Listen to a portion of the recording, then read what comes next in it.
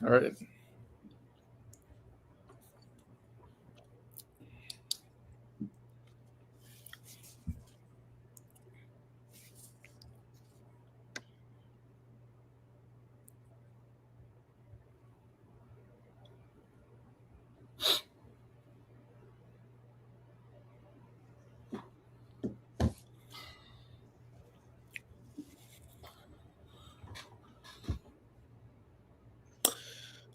And welcome into a view from the press box here, the 2026 baseball preview live edition.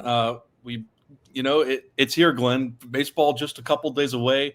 About 48 hours from now, we will be, well, I guess 40 hours ish, 40 hours ish. We'll be in the press box at Pete Taylor Park getting ready for what should be just an absolutely tremendous opening weekend series. At the Pete between the Golden Eagles and UC Santa Barbara.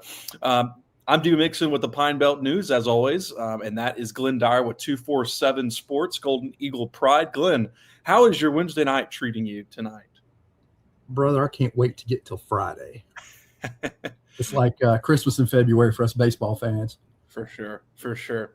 Well, we have a jam-packed show for all of you tonight. We wanted to go live and kind of get this whoever wanted to watch live. But if you're watching live, thanks for joining us live. You're welcome to comment. I'm hoping I can see your comments. We're trying this kind of new software for this, but if we can see your comments and questions, you're welcome to put those in the chat and stuff. If you're not watching live, this will be available later on podcasting platforms and all that stuff. So we appreciate it. And if you can leave a like or a follow and all that good stuff, we would appreciate that as well. But Glyn, I guess to start, there's a lot of times as a Southern Miss fans or Southern Miss fans in general, it's just almost like this, please, can we get to baseball season?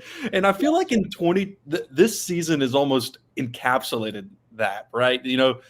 I don't want to rehash everything that happened with football and everything that's going on with basketball right now, but there's just some people right now, I guess, in the fan base who are just saying, man, can we just get to baseball season?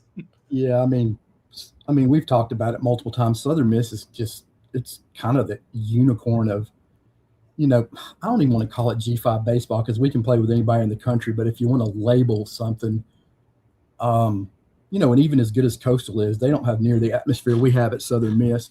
And also in terms of the ability to keep players at Southern Miss and develop them. They're not looking to leave after a successful season. I mean, that combined with the crowd here at Southern Miss, the atmosphere, the way kids love being in Hattiesburg and they love their coaching staff and love being Golden Eagles, man, that's rare in this time, man. And, if you're a Southern Miss fan and, revel in it and enjoy it, Yeah, for sure. And I think the fan base itself, right? Like I was talking with Mark Patton, who covers UC Santa Barbara, and he was, and that interview will come out later on HubCitySpokes.com. You can read all the coverage there. But just talking about the fan base in general, about like what other teams or what other fan bases think of Southern Miss baseball, and Southern Miss baseball is so unique, and it's such a passionate fan base, but you almost mirror that passionate fan base with the fact of the baseball product, right? And when those two things collide, you're left with a beautiful gift that we get to open each and every spring. And man, that gift that we get to open is also in front of us, probably, Glyn. From what I remember of watching Southern Miss baseball, this has got to be probably the most blockbuster opening weekend series in quite some time. I mean, probably back to the 2017 Mississippi State opening weekend series where the Golden Eagles swept the Bulldogs in 2017, or maybe that was 2018, one of those years. But man, I mean, with UC Santa Barbara coming in here and everything, I mean, it really feels like a super regional is happening this weekend. Oh yeah, I mean, the regional. I mean, the team that's coming here, the start of the season, the anticipation of the season. Probably one of our deeper pitching staffs in a long time. We have an older team, man. These guys have hundreds and hundreds of at bats, under their belts. I mean, this should be an interesting season. And like you said, it kind of harkens back. I got to enjoy the Bauer years when Southern Miss football was so good. And I just always told people, enjoy it, because you started seeing things disappear. I'm telling people, enjoy baseball, put money in baseball, keep keep pushing this thing. And this is such a rare and special thing, Southern Miss baseball is. For sure. All right. Well, just to kind of outline the show for you guys, we're going to get into UC Santa Barbara, pretty in depth look ahead to this team coming into the Pete this weekend. We'll talk about their pitching. We're going to go through Southern Miss's pitching as the starting rotation was named this afternoon. We were going to predict the starting rotation, but since they named the starting rotation, we're just going to talk about the players that, Glyn, I mean, you both had the exact starting rotation, right? You had Allen, Harris, English, right? Yeah. No, so exactly. Same for me. That's what I would have said tonight if they wouldn't have. That's what they ran through scrimmages. So correct. So we're still gonna cover that like we would have if we were predicting it, but we're just gonna be talking about it because it's set in stone now. But we'll get to that, and then we're gonna go through our lineup projections, Southern Miss's lineup projections. We don't obviously have any really idea of what UC Santa Barbara's lineup projection is going to be, but we can talk about their offense a little bit. So we'll go through that. Towards the end of the show, we'll get into some more at-large season projections, just kind of seeing like how far we think this team can go, or how far do we think the team will go, right? All that stuff later in the show. And then, like we said, anybody who's watching live, you're welcome to hit the comments. I'm sure it's available to you through YouTube, through Twitter, through Facebook, however you're watching, and you can hit those comments. We'll try to get those questions and answer those if you have them. No worries if not. We appreciate anybody who's listening. But then at the end of the day, at the end of the show, we're going to be telling everybody who we're driving the bus for, and that's something that I like to do for baseball and football. Really, is the only sports I do that for, just because it's kind of it's a little bit easier to see that story gel over the season, right? And so, explaining driving the bus, it's more of a not necessarily you're rooting for that player, but you're just kind of believe that this guy's about to have a breakout season. And if you were going to be on a bus or on someone's wagon or whatever, and you wanted this guy to be doing well, you're driving that bus for him, right, Glyn? That's kind of how I've always viewed that. So we're going to have a pitcher that we're driving the bus for, and we're going to have a hitter for Southern Miss that we're driving the bus for. So all of that to come in the 2026 baseball preview show. So you're in for a great treat tonight. Normally our videos, Glyn, are like 10 minutes max, but this one's going to be a good one, a long one for you guys to enjoy. So, Glyn, are you ready? Yeah, let's do it. Awesome. So let's start by diving into the UC Santa Barbara. A couple quick facts, of course. UC Santa Barbara, a perennial, postseason baseball team, Glenn. They hosted a regional 2 seasons ago. They did not get in the tournament last year. That is something to note. But the reason they didn't, they lost in the final in their conference tournament. And but they have a lot of arms, a lot of talent coming back to this team, back to this roster. And this is not, Andrew Checkich, their head coach. His record at UC Santa Barbara, 489, 267. Their preseason ranked in perfect game at number 21. They received votes in the coaches poll. They received votes in the NCBWA poll. This isn't a team that, even if you said, they're not a tournament team last year, it doesn't matter. They were just on the outside, almost like a Troy was. And they're definitely in line to be a tournament team this season. Yeah, exactly. To that point, I think it was D1 Baseball picked them number 3 in the Big West. Let's see. Then they were picked number 1 by Baseball America out of the Big West. And then D1 Baseball, they were the first 6 teams out in their top 25. So, this weekend you got 2 top 30-ish teams going at it this weekend. It should be one of the premier series in the nation this year. I know on the Super Talk Eagle Hour, we had Mark Etheridge with D1 Baseball on. Glyn. Yeah, Mark's knowledgeable, man. And he told us that Friday night game between Jackson Flora and Colby Allen, which we're about to break down, that might be the best on-campus game in the entire country to start out the season. Of course, there's some, tournaments in Houston, tournaments at some of these major league ballparks where you have, whoever it is, State and UCLA. I don't exactly know all of them, but there's some nicer, top 10 matchups. But on campus, this might be on the Friday night the best game in the country. Yeah, I totally agree. Can't get there soon enough. You ready to hit on Friday night? Yeah, let's hit on this guy. Okay, so Glyn, all of our listeners have heard this name, Jackson Flora. Who is he? What does he throw, and why is he so good? Big, tall drink of water, 6'5", about 205. His fastball has been clocked in the triple digits. He's consistently 97, 98. Then he's got a big sweeper he throws in there too. I think last season with that slider, teams hitters hit like 163 against it for the season. And he took the time this summer working with the national collegiate team to develop his changeup. So now he's a legit 3-pitch guy. So that's, thanks a lot. That's going to be nice. One thing I wrote to people about him, his stuff's great. He's a strike thrower. He's gonna be near the plate.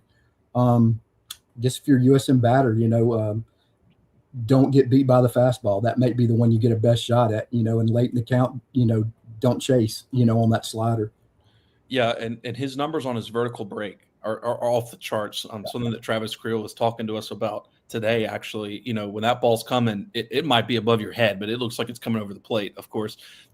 One thing that I wrote down when I was kind of previewing Jackson Flora was Colby Allen.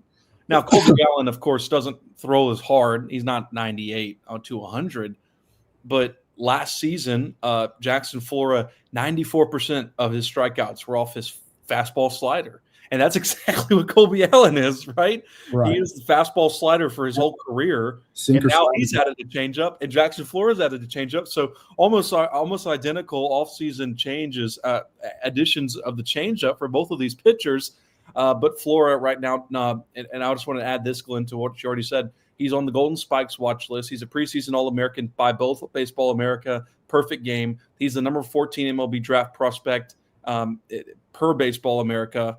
Yes, last season, he'd be the first pitcher taken, and his teammate last year was the first pitcher taken. So, yeah, 86 strikeouts last season, 17 walks in 75 innings, 3.60 ERA. So, last season he was hit a little bit by lefties. When you look at those numbers, the lefty kind of got a good bit.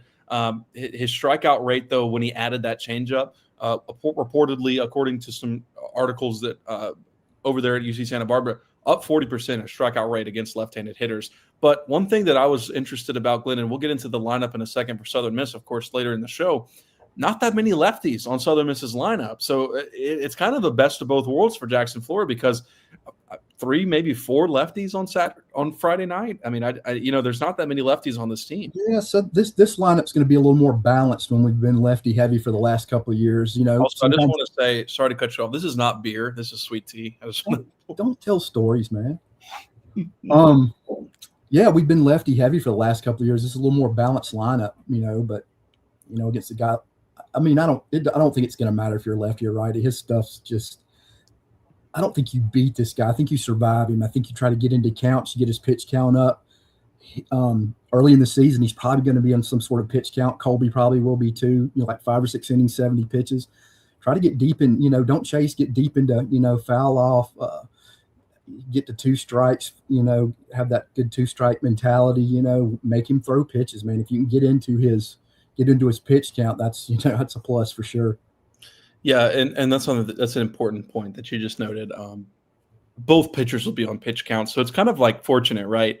Like, I think if they were playing this team in the Super Regional, where it's this 3-game weekend, and it's later in the season, and Jackson Flora's running 8-9 innings, Go out there and gas it. You'd be really nervous if you were a Southern Miss fan, of course. But one thing about Jackson Flora, to me, Glenn, that I mean, and I'm just going to say this, and you can feel free to disagree. Will this be the best pitcher that Southern Miss faces this season? I mean, I think it's not even a doubt. I think will be the best weekend rotation that they will face this season. All 3 guys, we'll get into them later, but all 3 guys, he's going to be a first-round draft pick. The other 2 guys are already mentioned as in the top, should be drafted in the top 10. So, they're going to potentially face three pro arms and 1, first-round type guy. Yeah, and of course that's Coach Checkett's thing over there at UC Santa Barbara. He's always going to be a pitching team. They've been a pitching team for years and years and years. Yeah, pitching and defense, man, they play great defense. Correct. I mean, they're not one of those, and we'll get into their offense in a minute. But they're not one of those offenses that really scare you.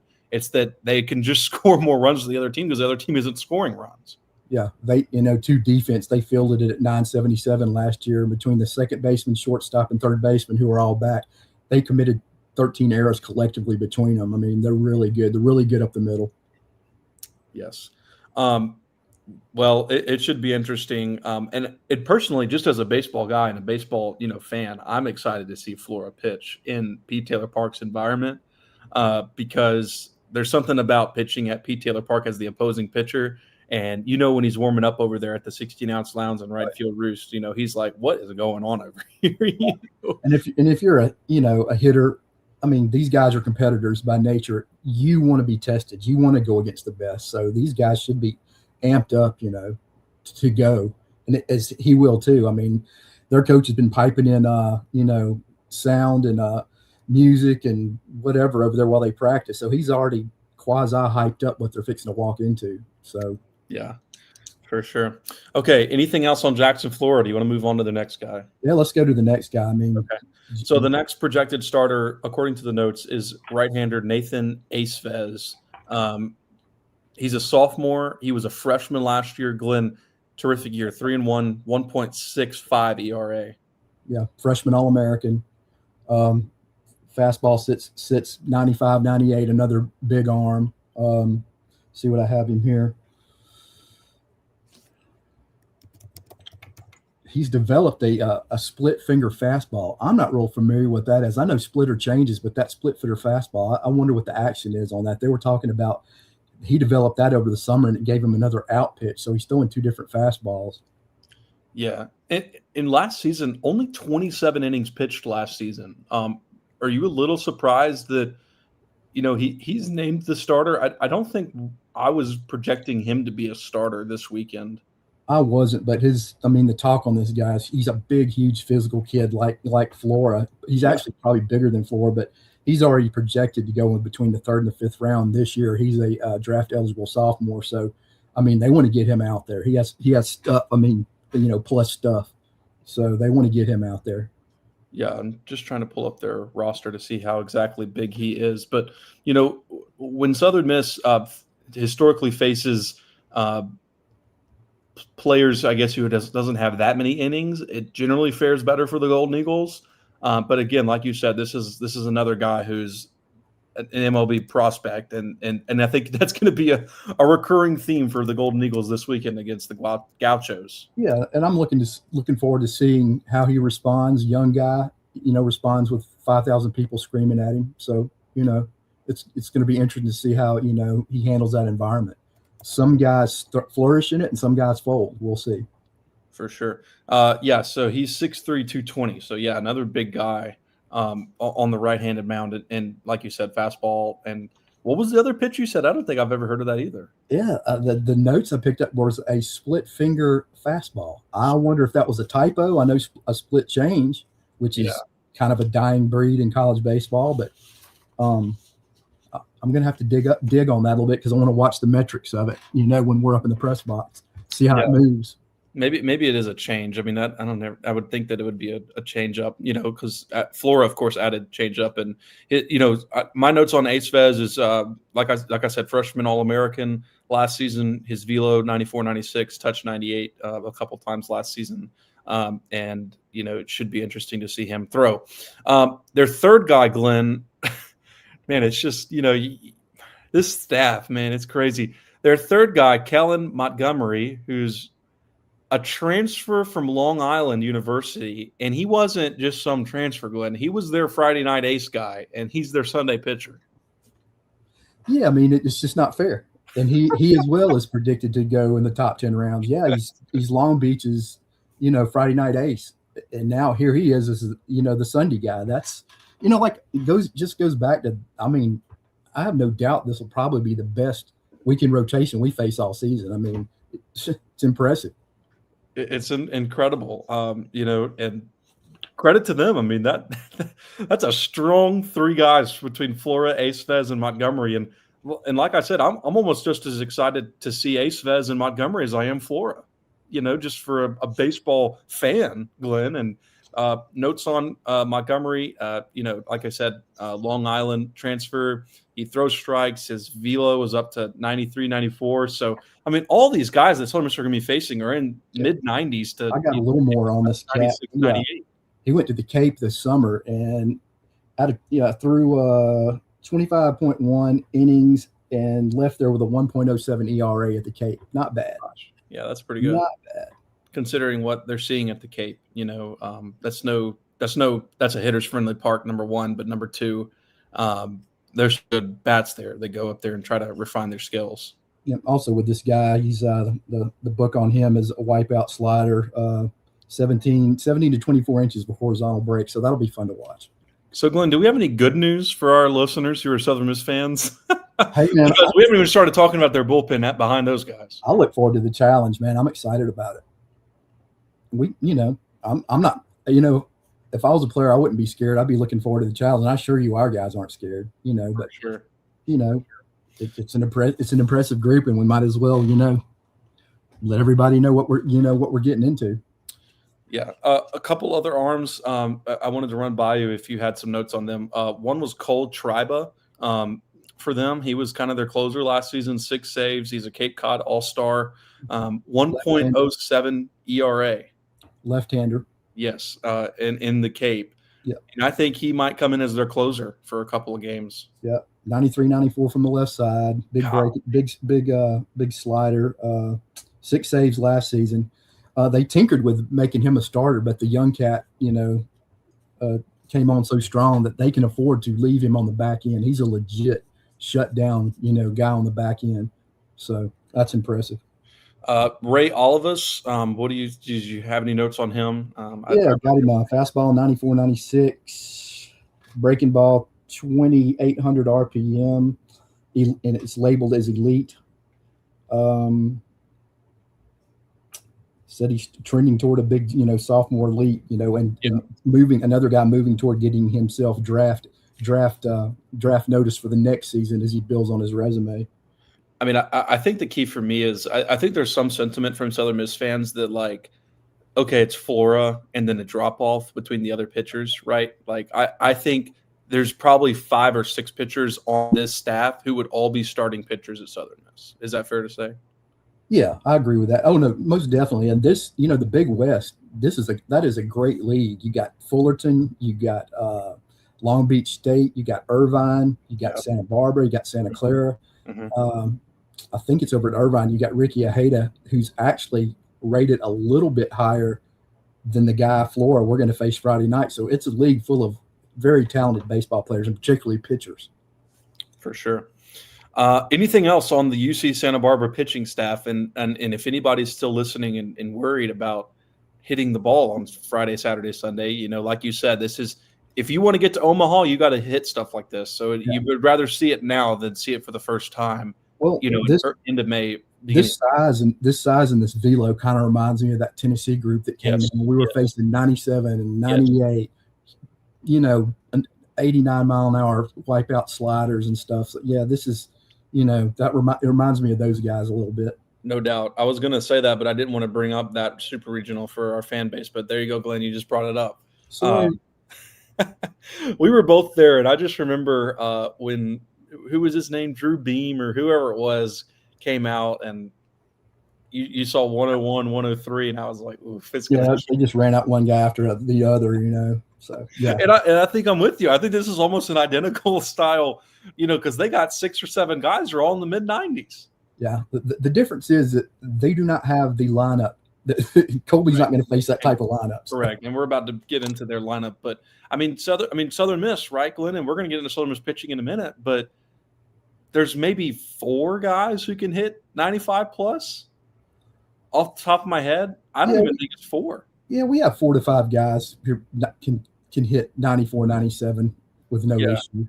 Yeah. Okay. Yeah. I mean, but again, and that's kind of become the game now too. It is. You're right. And it's nothing that Southern Miss players. I mean, this is a veteran lineup. It's nothing they haven't seen. I think the difference between Flora and the other ones is just his movement on that fastball that I think Southern Miss is going to have trouble with. But that doesn't mean they're not going to hit him. I mean, people hit him last year. It's not like he was throwing a 0.3 ERA or whatever. Exactly. That's the one thing I looked at. 3.63 ERA last season. Yeah, kind of gave me a changeup, of course, but he was hittable last year. Yeah, he was. He's not going to walk you. He's going to be around the plate. So gear up for your pitch and select your zone and look for a pitch there. And if it's that fastball, don't miss it. For sure. All right, let's jump into UC Santa Barbara's offense. And again, we're not going to sit here and pencil in a lineup for UC Santa Barbara because we don't cover UC Santa Barbara. Still very much up in the air. We're just here to give you an overarching theme of what this team you're going to see this weekend because, Glyn, I mean, and like we said before, this is a ginormous opening series. I mean, this could be, if you win, you put yourself in a position to host, right? Like you want to have this win on your resume regardless of home or away. I mean, if UC Santa Barbara wins this series, they're in a great position to host, considering they have a road series win at Southern Miss, things like that. If Southern Miss wins this series, if you're in some kind of debate between Southern Miss and UC Santa Barbara and a couple other teams, and you get this series win, I mean, this is going to put you in, and this is why they schedule series like this. Yeah, most definitely. Yep. To them, last year they hit 284 as a team. 5 of their top 6 hitters are back, but one bit of good news is the reigning Big West hitter of the year, Trey McCullum, hit 371 last year. He's graduated, so thank God, some good news there. Also, their Friday ace, Tyler Bremner, first pitcher taken in the draft last year. Thank God he's gone. So that's not like there's much help behind him, though. Yeah. They're all terrible behind him. But 284. They stole close to 60 bases. They'll small ball you a little bit. They'll put pressure on you. They're a gap team, a lot of doubles. I think they hit 54 home runs. That's still solid. They can still hurt you in the middle of the lineup. 58. But they're not a perennial power team. They're pretty much a doubles team. They can bunt, they can small ball, they can steal some bases. So, Yeah, a couple bats just for Southern Miss fans to know. Jonathan Mendez was one of their leading players from last year. 11 homers, 314 average. He normally plays that short or third base. I was listening to one of their little podcasts, and they said they have some issues of whether or not one of their players on the left side of the field is going to play or not. It was kind of a question.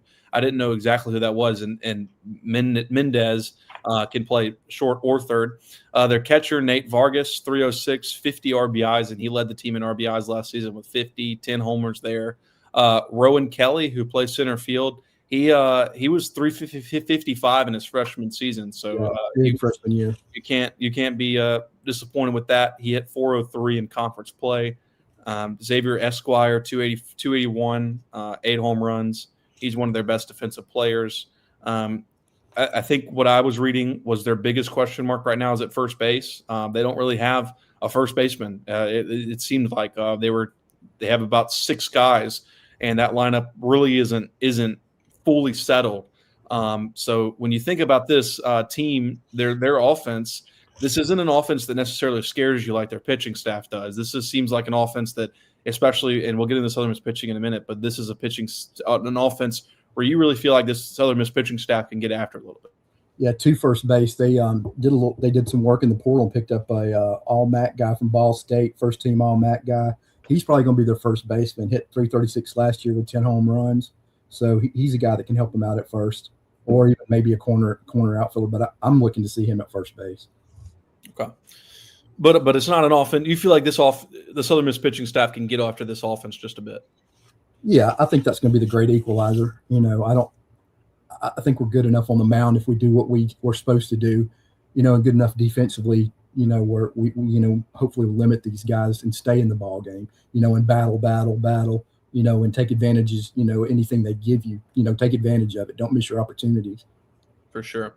And it just seems like to me that this is shaping up to be a lot of low-scoring baseball games. Yeah, I agree. Maybe fast the weekend. Well. And sometimes the difference in that is, holding down their offense when they're holding you down, right? And I just, for right now, I'm trusting the bats of Southern Miss's offense more than UC Santa Barbara's. If I'm looking at this currently, even though I might like the frontline pitching for UC Santa Barbara a little bit better than Southern Miss's frontline pitching, I still like Southern Miss's offense almost significantly better than the Gauchos. Yeah, I agree. I mean, a big question mark for me. I mean, I don't know if you want to get into this yet, but a big question mark for me, and maybe a big difference maker, is how good is Southern Miss going to be up the middle at shortstop, second, and center field? Well, they had some fantastic players before. So sure. We will get into that in our offensive lineup projection and just discuss the defensive parameters behind it. Glyn, we'd spent about probably about 19 minutes on UC Santa Barbara. Is there anything else you think we should mention And feel free, whoever's watching, to throw some stuff in the comments, and you're welcome to, ask questions about what we think. But I mean, I think we covered it pretty well, Glenn. I mean, if you want to add anything else, though, feel free. Nah, I just think this is a legit top 25, top 30 type baseball team, and whoever wins this series is going to, definitely have a great start to the season, And certainly, if you don't, win the thing, it's certainly it's not, anything to be embarrassed about. These are, two fantastic teams going at it. So. For sure. Okay, well, we're going to move on to Southern Miss preview and just kind of give us our overall thoughts. Let's start with the pitching rotation, and then we'll get into the lineup. Glenn, like I said in the start of the show, if we would have predicted the pitching rotation, it was exactly how they went out about it. So we can pat ourselves on the back, even though nobody's going to believe us that we would have predicted it perfectly. But we had it. I mean, that's exactly who I was going with, right? Colby Allen, Graydon Harris, McCarty English. Colby Allen was almost a pencil in, and Graydon was too. But really, the only question came down to that last spot, which was, and both you and I thought McCarty English took control of that role in the spring.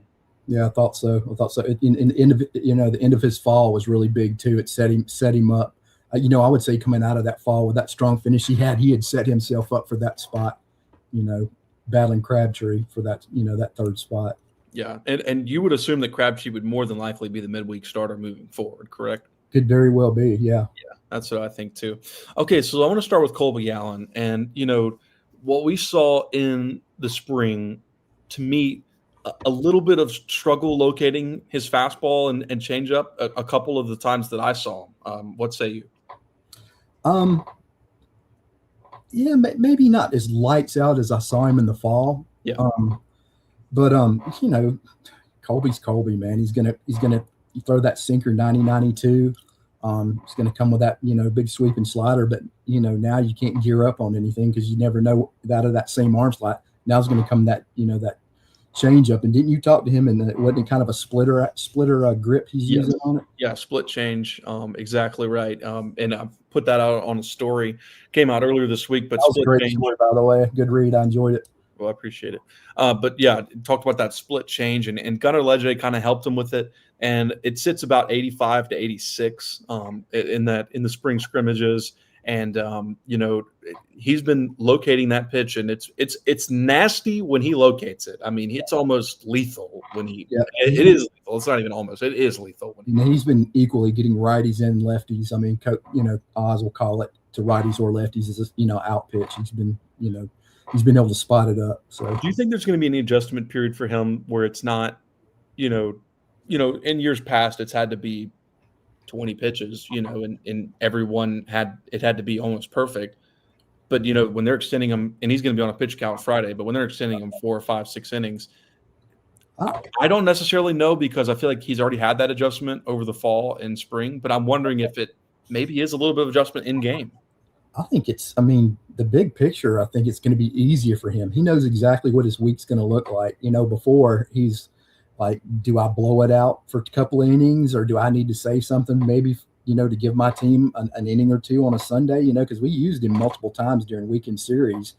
That's kind of hard to prep for with your bullpens and getting your prep done throughout the week and your rehab. This will be more settled for him. He's going to he can write down his schedule, and he's going to follow it each week. It's going to be the same thing. So that, I think, just it seems like he spoke about that being a little more reassuring for him, knowing exactly what he was getting himself into. He said, quote, "I get chills thinking about going onto the mound for the first time when he came back to Southern Miss this season." And I think I speak for Glyn that even though we cover this team and we're supposed to be unbiased as much as we can be, we're excited for him, and we can't wait to see him take that mound on Friday afternoon. On to Graydon Harris. Graydon Harris, obviously breakout freshman season. Glenn, I mean, every time I've seen him this spring, just lights out. He looks almost even bigger than he was last season, and all his metrics are playing up considerably up.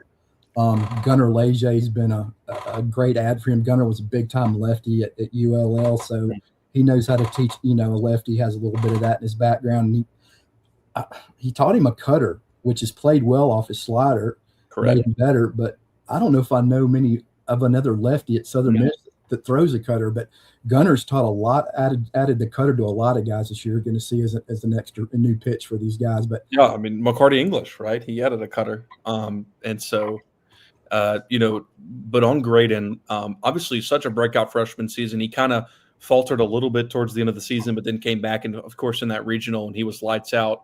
I mean, it was no doubt that he was going to be in the rotation. Do you like him as the Saturday guy, or do you think maybe they considered it to keep him on Sunday to have that lefty on Sunday?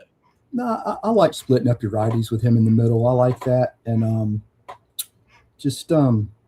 last year he lived off his fastball. It was that good. He threw it 77% of the time. So when teams are coming in, you're the hitting coach. I'm gearing my guys up for fastball. Just sit fastball, and he still struck people out with it. Now that fastball's even got even more run to it, and he's commanding it even better. Yeah. And now he's added the cutter. His slider's playing up, and his changeup's probably the pitch that's played up the most, and he can throw that to lefties and righties. So he's a true four-pitch guy, and he's living 91, 93, sometimes 94 from that left side. He's poised for a huge season. Confident guy. No, yes, he's very confident. I mean, every time I've talked to him, just ready to get out there, and something that he sits probably 90, 94 with that fastball, but he has so much breaking looks with it, right? It runs away from lefties and runs into righties. When you add that cutter in there, it makes him a really tough pitcher to figure out, especially early if you've never seen him. Yeah. And I think that this offense for UC Santa Barbara is going to have a lot of trouble with him. Yeah, he had some issues with his slider last year, so he had to go predominantly fastball. But that cutter is played well off his slider, made his slider even better. Yes. So I'm pleased with that. If we were to do bold predictions, actually, which we're not, we do that. We save that for football. Football needs its kind of. I'm feeling very bold tonight, anyway. Yeah, but if we were to have those, I would have said that Graydon is going to have the best performance this weekend by any Southern's pitcher. I believe that. But all right, McCarty English. If you're a UC Santa Barbara fan and you're somehow in this chat and you somehow found us, you're probably looking at his 22.50 ERA from a season ago. But Glyn, that's not any indication of what he's going to be this season. No, I mean, he had that surgery, and they, did some work to his elbow, took some bone spurs out. They put a screw in there, and I think they thought maybe that screw would be okay there. But I got to interview him the other day, and he said that screw every time he threw, he felt it, and it messed with his confidence. There was some some tenderness there with it, so they got that thing out, cleaned it up, and he's rolling now. And spent some time with Gunnar Leger. He's gotten commanded that split change. He's still living 93, 95 with that fastball. Got a lot of ride to it with that four seam, and he's throwing it. It kind of looks slurvy to me, but curveball with more of a downer action. Correct. When he's commanding just two of those pitches, he's really good. When he's commanding three, it's kind of really fun to watch. Yeah, and I talked to Gunnar Leger, and he talked to me when he first saw him. He said the fastball's always been there, the splitter's always been there, but one thing he wanted to add was that breaking ball, that power curve. So he called it like a power curve ball, and I know you just said a slurve ball, but a power curve. And then if he could add on top of that changeup that he's trying to develop a little bit, right? Man, I mean, McCarty could be just everything he wants to be this season, and just as good as the other two guys in the front line of the rotation. Yeah, the key for him early is to see him commanding that fastball, and then once he's commanding that, pitching off of it, working both sides of the plate, and then pitching off that fastball, he's good. Sam Landrum in the chat said most talented freshman pitching class in school history, and I would tend to agree, Glenn. I mean, you're going to see some freshmen. I don't necessarily know opening weekend. You might see one or two, but over the first month, I think you'll see a lot of players, and you're like, who is that guy? Yeah, I think, a guy that I know you like a lot. Go ahead and talk about Sam Mitchell. They will see Sam Mitchell this weekend. Yes, Sam Mitchell will pitch this weekend. And I don't want to spoil anything because I want everybody to stay tuned for the rest of the show. But if you were ever to get on a bus, I would get on Sam Mitchell's bus. But no, I don't want to spoil anything. But no, man, I mean, he has looked absolutely nails. As for a freshman, his spin rate on his slider is ridiculous, Glenn. What is it? It's 2,800, something like that. I mean, it's just he's throwing a true, curve off of that too, and the metrics on that are really big. And then he's, his fastball's not crazy special or anything, but he's still ripping it up there 91, 93 miles an hour. So and he throws strikes. I think that's what Ostrander likes. Strike thrower. If you're a freshman and you're throwing strikes and you have a really good slider, I mean, you have a chance to be just tremendously good out of the pen, right? Another player, Glenn, I want to get your thoughts on him. Dylan Causey. We've seen a lot of him in the spring. He's a freshman, and he's going to be looking to have a role this season. Yeah, big physical kid, came to Hattiesburg with credentials. He's 91, 93, got great secondary stuff. He's a 4-pitch guy. He's confident. He's going to be around the plate. Just another one of those. He's like 6'2", 6'3", about 225, just a big physical kid. I can see that fastball playing up to probably 95 before he's out of here, and as he continues to polish his secondary stuff, he's just going to get better and better. But, I mean, you look at him physically, he doesn't look like a freshman. He's a big physical cat already. A player that KL Farr for sure. I agree, Sam, in the chat. I'm just reading off the chat right here. Can I comment on that? Yeah, go for it. Yeah, number one, he's really athletic. You'll see that on the mound. Really athletic kid who just was beginning to kind of touch what he can be as a pitcher. When I was talking to Oz, he said he just kind of had what he called a unicorn fastball. Coming out of his hand, you're seeing one thing, and it's that's not what you're getting with it. And then he's got a really tight, almost a wipeout slider with it. He's just a 2-pitch guy, but those have been plenty for him. Yes. Probably going to see him a lot in middle innings. He sits about 91, 92, 93. Another talented freshman, and when they add that third pitch to his repertoire, he's going to be even tougher. Sam mentioned Littleton, Bruce Littleton, another freshman arm who's looked really good from the left side. He's a lefty, of course, and he's a big guy, right? 6'2", 225 from the left side, and he's going to be a good guy for them too. He's one of the guys I was most impressed with. I don't know how much he's going to pitch this year. He's got all the qualities, 6'5", about 230, 94, 95 miles an hour from the left side. That's huge. Big slider to go with it. He's got a huge ceiling ahead of him. He struggled in the fall. I think it wasn't his stuff or his talent. It was between his ears. And I think now, Oz is so good with teaching guys how to trust their stuff and then polishing that mentality. I think he's a guy now that's, he's been last 2 times out, he's been really good. And, at first I didn't think he'd get a lot of innings coming out of fall, but his last 2 times out, he's been really impressive and downright dominant with that fastball and that slider. I think he's starting to believe in who he is and his stuff. Once he starts doing that, look out. They're not many true freshman left-handers in the country. You can walk in and start, throwing 94, 95 miles an hour. That's special. No doubt. One pitcher that I wanted to get your thoughts on after I talk about him, but Jake Neely, right? The guy from Arizona State who transferred in. I think he's a really interesting pitcher and something that we really haven't talked a lot about. I mean, I think if he could command his stuff, he's a potential starter, right? And he's a potential Friday night guy next year, right? Yeah, and that's the big thing. He came in with big arm. He's another guy that'll pump at 93, 95. Yeah, 6'4", 215. Yeah, young guy that don't know necessarily was believing in his stuff. And then I've seen him times where he was dominant. Yes. And one thing went wrong, and he just between his ears, he just kind of lost it and let the wheels roll off. That's part of the process. He's a young cat. He's gonna have to learn how to put that pitch behind him and move on to the next pitch and concentrate on the next pitch and the next batter. Once he learns that, I think he's got great stuff. And he's another guy that's going to continue to fill out that frame and be a 94, 97 mile an hour guy. Yes.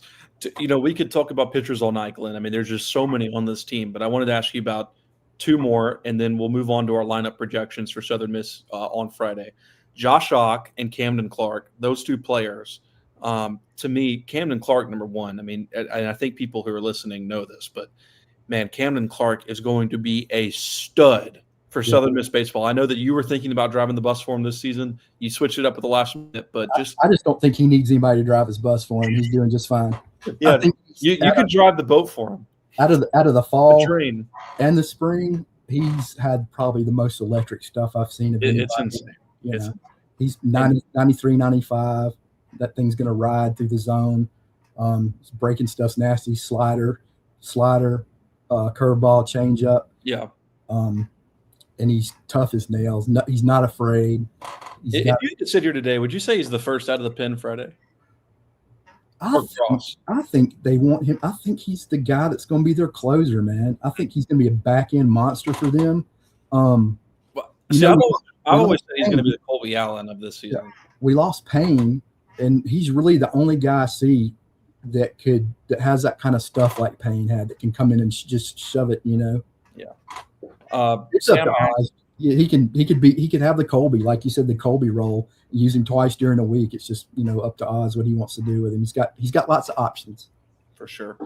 Josh Hawk, of course, a lot of people thought he was going to be the closer, Glyn. And he's looked really good. Obviously struggled a lot towards the end of last season, but he's looked great, so far in the spring. Sam asked, will Camden Sundstrom fill the Colby Allen role? Very well could. Another 4-pitch guy with another year under his belt, another strike thrower.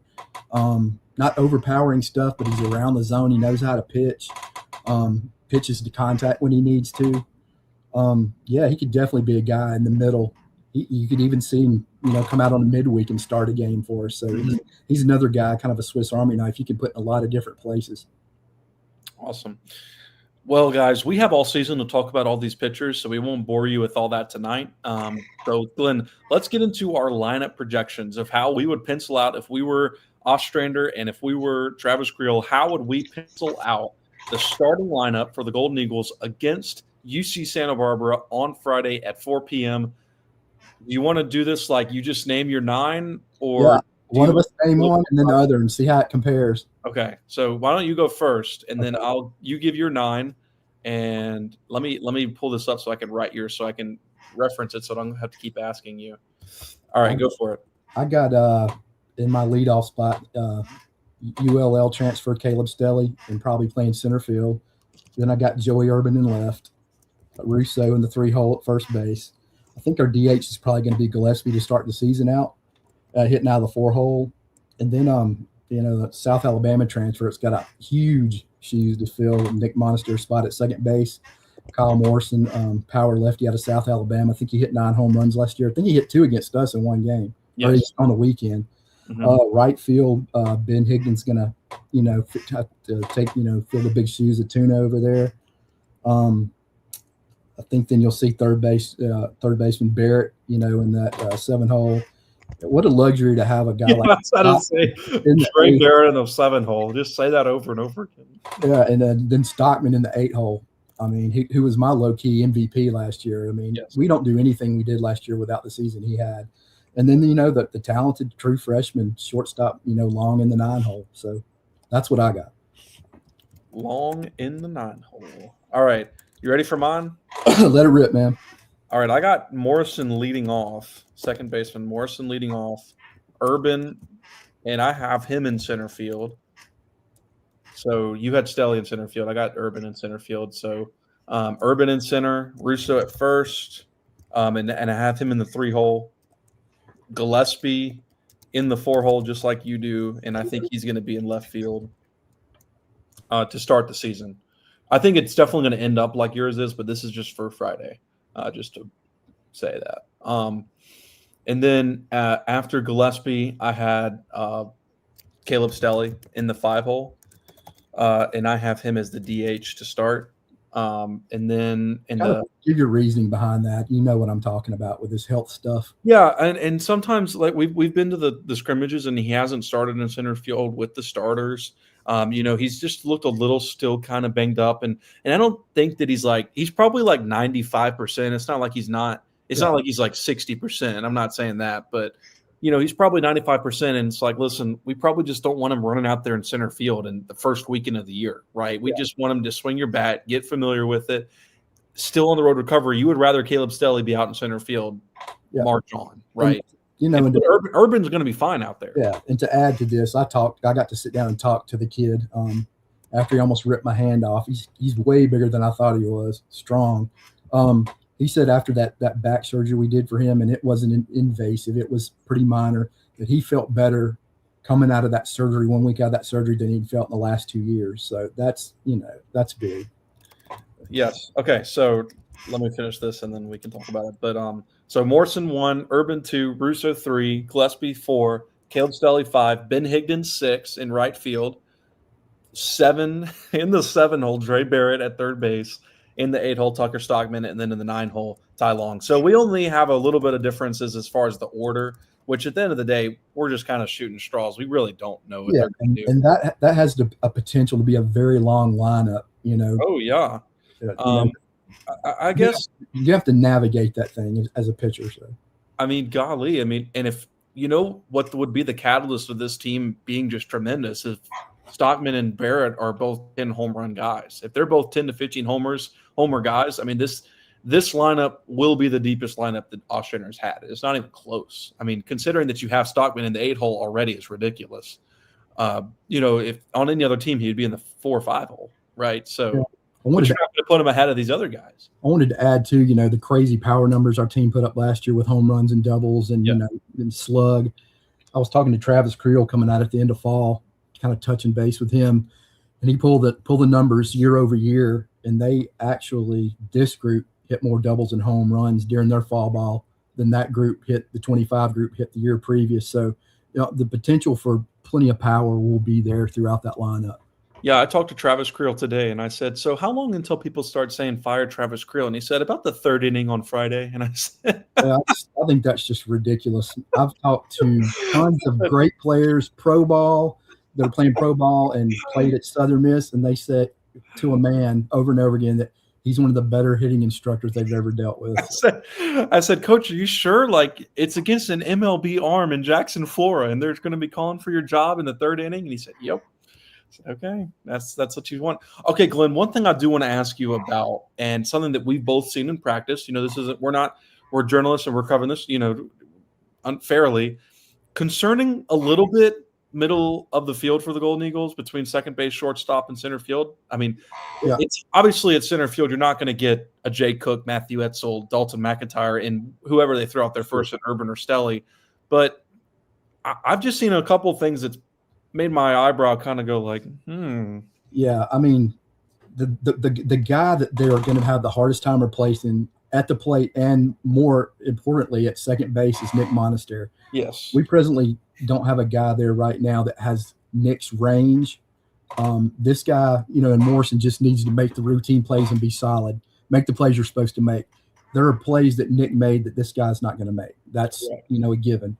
So, and I mean, you got a true freshman at shortstop. Ozzie was one of the, just every day in and out, so solid, man. There's, big star potential for Tylon. It's just, you got to go out there and prove it consistently, make the plays you're supposed to make. And most importantly, Well, I would say for me, it's like there was a couple plays in the scrimmage where like you kind of said, oh, Nick would have made that play. Right. Or like, oh yeah, we both each other said, yeah, he'd have got to that. Yeah. And it's not like it's like a backbreaking play, but it's the difference between if there's a guy on second base and he's getting to third versus getting home. Yeah. Right? Nick saved you runs. Correct. And so it's not like when we say this, we're not saying that they're going to be awful all season defensively. No, not by any means. It's just going to be a little bit different. Southern Miss has kind of had a luxury in the middle of the infield for the past 2 seasons between Pratt, Monastery, and then whoever the heck MLB player was in center. Your center fielder, like you lost all 3 of those guys. That center fielder defensively was elite.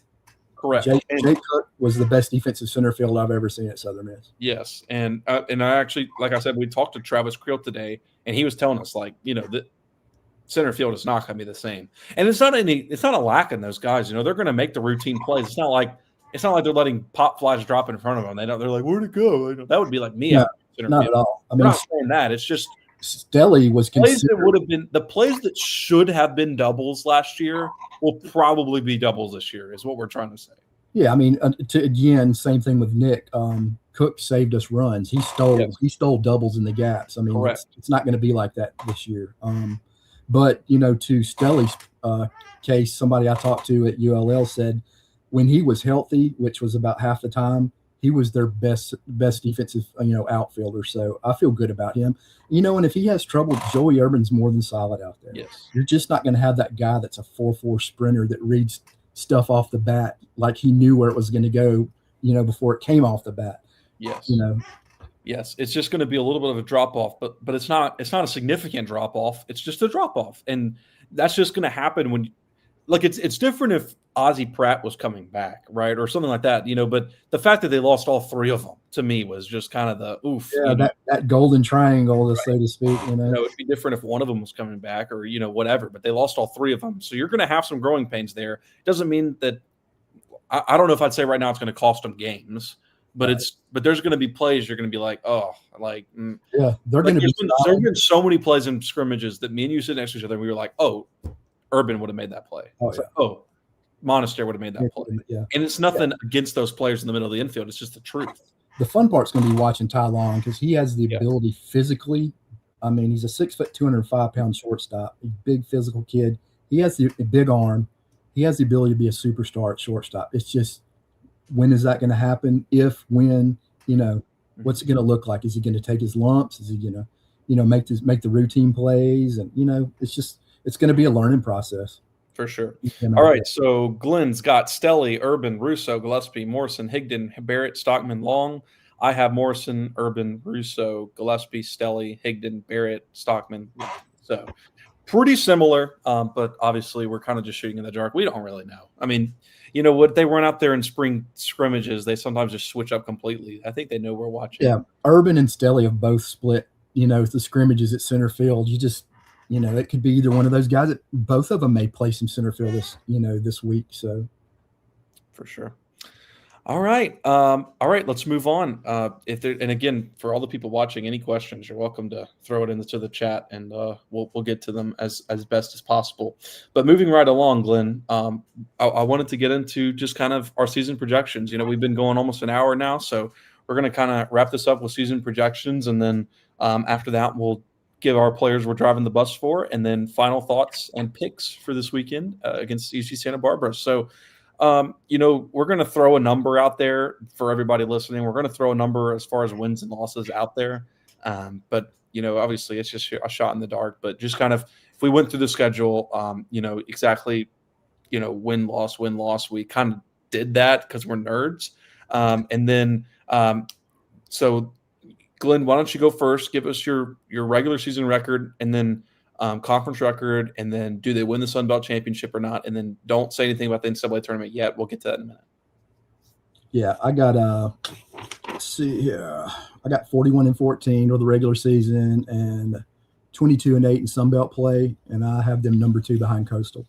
Yes, that's very similar to mine. I had 41-13 overall and 24-6 in Sun Belt play. So we're just 2 games off of each other right there. And guys, by the way, we didn't even look at that. We're just 2 games off. I didn't know what his numbers were till he said them. So 2 games off of that. And I also have them second to Coastal, which, it kind of isn't fair because they don't get to play Coastal. So, and I only have them like 2 games behind them.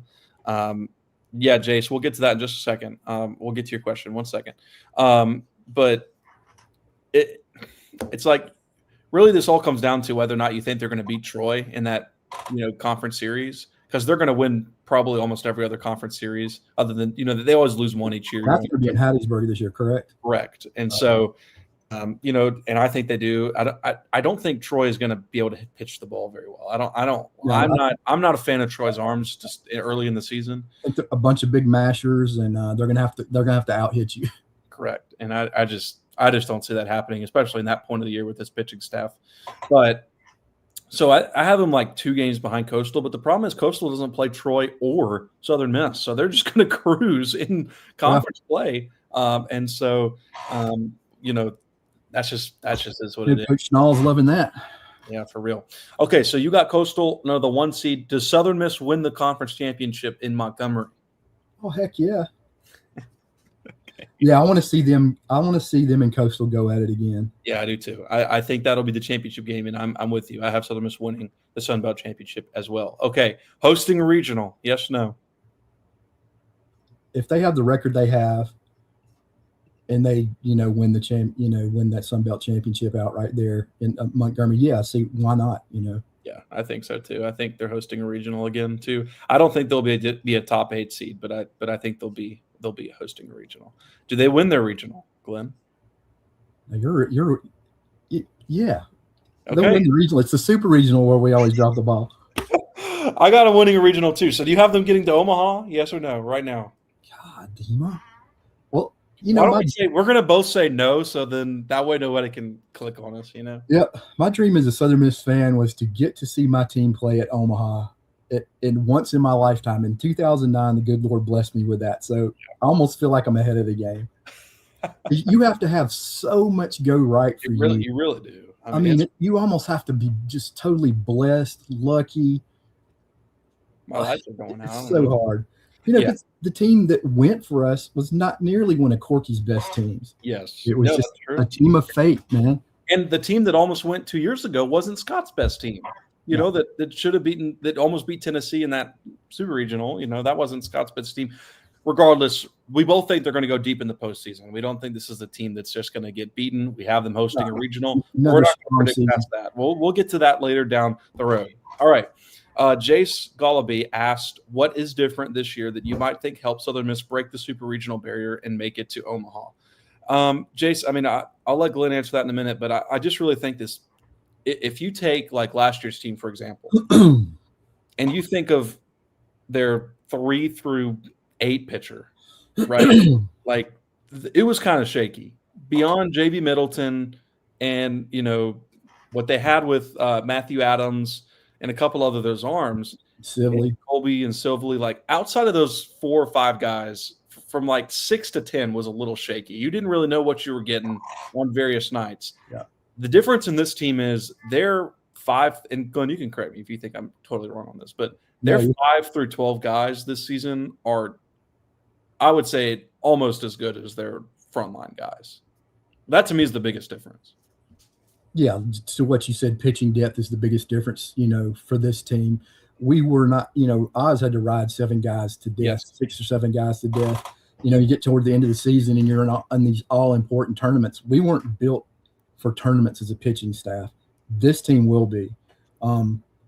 There's no comparison between, you know, 6 to 15 with this staff. We didn't really have a 6 to 15 last year. Yes, correct. Oz, the big thing for Oz is going to be, how does he get everybody, you know, keep everybody happy? How does he piece this together? And he's not about making people happy. He just he's about throwing the best guys in the best places, and, you know, and pulling off the, you know, the best, you know, situations. So, you know, situations, you know, the decisions will actually be harder for him this year because he's got twice as many guys to choose from. So, for sure. All right. Sam asked, when will Drake Meeks be back? I saw Drake pitch one time. They had him on a pitch count. He touched 94, so that was good to see. I do think when he's fully healthy, he's capable of touching 97, 98. Mm-hmm. If he stays healthy, I think he's a guy that could hit 100 before he leaves Southern Miss. But I don't think he's completely healthy yet because I didn't see him anymore after that one time. Now, I got to see Logan Pratt and I got to see Chase Adams. Yeah, Chase Adams. And I think they're both a little further ahead maybe than Drake is. But Drake by no means is, you know, I expect him to pitch this year. It just may be later on down the road as he continues to throw pins and build up his strength and his confidence. Yeah, I was about to say, we saw Chase Adams and he got a strikeout at that spring. Struck out the side, man. Yes, and the team really got behind him. That was pretty cool to see. Hey, he was a matchup lefty we missed last year, so it's so nice to have him back.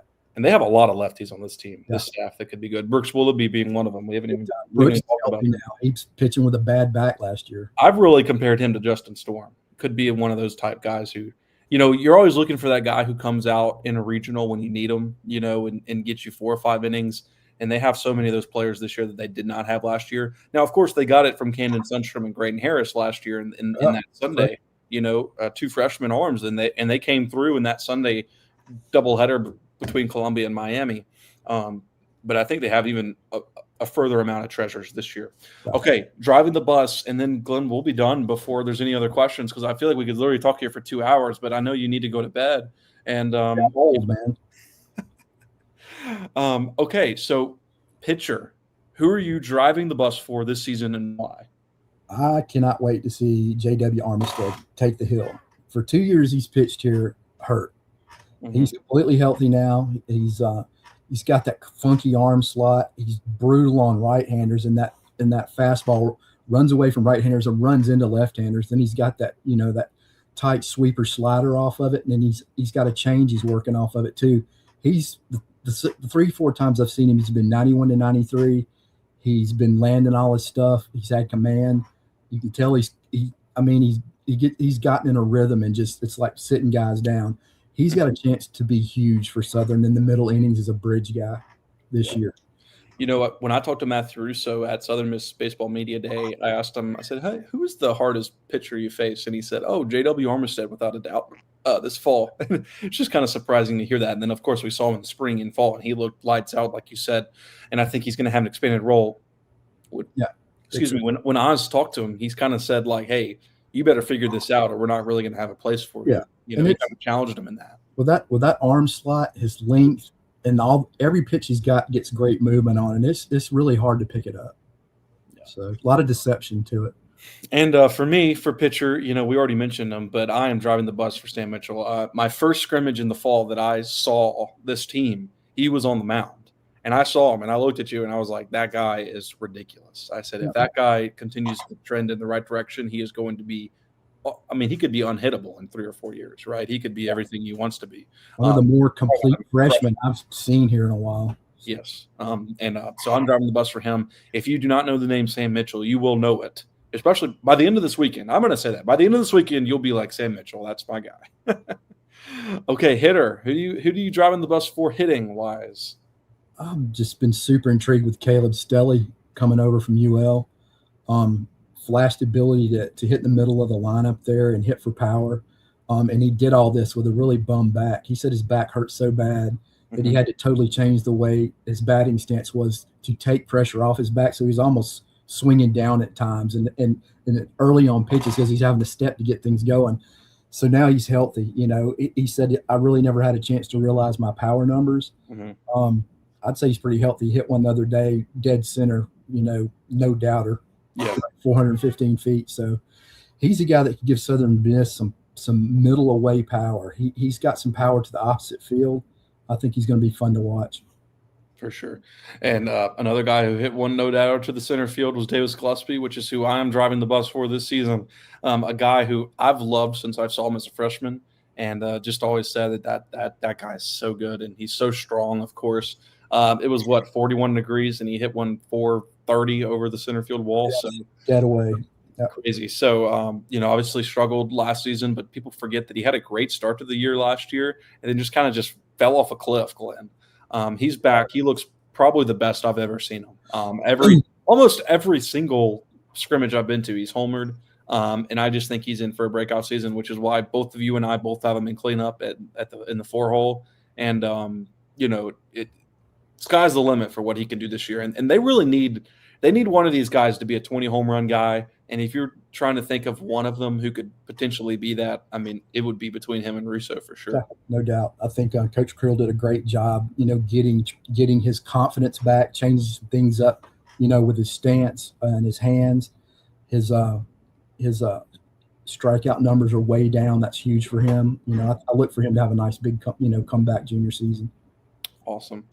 All right. Well, that was awesome. We covered a lot right there. And we won't be doing something like this every single week. It was more for the, start of the season. But our release schedule is going to be pretty consistent each week. Every Sunday after the Sunday game, we'll either get on Zoom or get on. We'll be live there at Pete Taylor Park, and we'll do it live there together. And we'll just do a series breakdown. So this weekend we'll do one on Sunday. We'll do a series breakdown and then look ahead to the next week, and just kind of what we thought. And I think Sunday will be really interesting because this will be the first time we kind of see this team in full gear. We've covered it a lot, so that's kind of the schedule process. So if you're watching on Twitter right now, you can go to a View in the Press Box and hit subscribe to the channel and see all those videos there, because we won't be live every Sunday. We'll do some shows live. That way you can get in and ask questions, so we can consistently do that. But if not, no worries. You can follow it later. You can find us on Apple Podcasts and Spotify and all that stuff, and you can subscribe to the podcast. This will be on a podcasting platform. If you're listening to the podcast, that's how you're listening to it. We're putting it on there as well. So, but Glyn, why don't you plug your stuff, man? You do such a great job. Thank you, brother. Yeah, it's 247 Sports. Type in one word, goldeneaglepride.com, and that gets you to our site. We're still running a half off annual subscription. I think it adds up to be like $2.38 a week. So we cover football, basketball, football, and we're going to cover, baseball. We'll be out there, practices, games, interviews. So love to have you over. Come join us.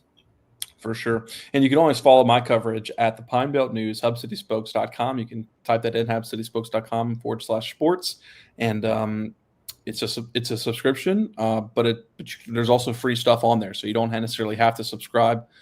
So you can go on there and read, or if you choose to subscribe, you'll get the newspaper at your home, $35 a year if you live in the Pine Belt area. But Glyn, I guess, your final thoughts. Do you think Southern Miss takes the series this weekend against UC Santa Barbara, or do you think, they struggle a little bit and maybe drop the series? I mean, in my heart of hearts, I mean, it could go either way. Yeah. And like I said, whoever leaves, walks out of there, as the series winner, it's a huge feather in their hat. Mm-hmm. And also, if you lose the series, don't get swept. Obviously, if you lose the series, nothing to be ashamed of. Yeah, I agree. I think Southern Miss probably wins, but like I said, I think it's probably as close to 50-50 as far as who wins the series that I can remember on an opening weekend. I mean, two top 30 teams going at it. I mean, what a great weekend to see baseball at the peak. For sure. Glyn and I will be there all 3 days, barring some crazy thing happening. And like I said, we'll be back with you on Sunday to break down everything that happened and look ahead to a really exciting week next week, too, with obviously going on the road to southeastern Louisiana, but then get that nice little tournament where you get Purdue, Baylor, and Oregon State out there in Texas. So really awesome start to the season. It is kind of funny, though, because after this weekend, they're not really back at home for a weekend series for a couple of weeks because they go to Louisiana Tech the next week. Yeah. So they got a couple of home midweeks in there, but a couple of away for a time. So enjoy the weekend. I guess is what I'm saying. Yeah. Come see them this weekend. I know that you will. Yeah, for sure. I expect that place to be packed out. Yeah, it'll be a lot of fun. So we'll be there. As always, follow his coverage 247 Sports. Follow me on at the Pine Belt News. You can follow us both on X. All that good stuff. Thank you so much for tuning in. If you're on the live stream, thanks for doing that. And if you're listening on the podcast afterwards, thanks for listening. Subscribe as always. For Glyn Dyar, I'm Dima Mixon, and that was A View from the Press Box.